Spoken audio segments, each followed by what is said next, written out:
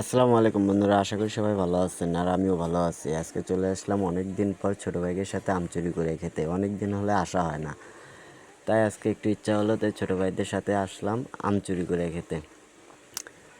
তো সবাই নিয়ে যাচ্ছে। আমাদের এলাকায় পাশের জঙ্গলের ভিতরে আসছিল গাছ, বিশাল একটি গাছ, এই সেই আম গাছ। এক ভাতিজা উঠেছে গাছে, আমগুলো পেড়ে দিচ্ছে। এই যে আম, আমার এক ছোটো ভাই বস্তা ধরে আছে, আমগুলো এবার ঢালা হচ্ছে। এই সেই আম নিয়ে গেছে বস্তা, অথচ এক বস্তা আম না, কারণ বেশি আম পারা যায়নি, গাছতলায় ছিল গারস্থ, এই জন্য আম পারা। বস্তা দেখে মনে হতে পারে অনেকগুলো আম পারছি, কিন্তু না, আসলে গাছতলায় গাছালা ছিল, এই জন্য আম বেশি পারতে পারি নাই, তাই অল্পগুলো আমি পেরে নিয়ে আসছি।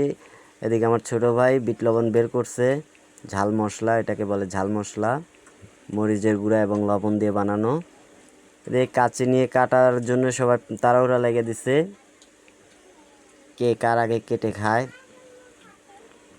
আমি শুধু ভিডিওই করে যাচ্ছিলাম, আমি কোনো খাওয়ার চান্স পাচ্ছিলাম না। এই আর এক ভাতিজা আমার, এটা আমার ছোট ভাই। তো আমি এই ভাতিজাকে বললাম আমাকে একটা কেটে দাও, সে আমটা কাটতিছে আমার জন্য।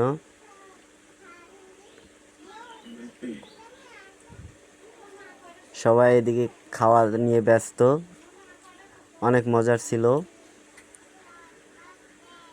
এবার আমি খাচ্ছি, ও সেই স্বাদ।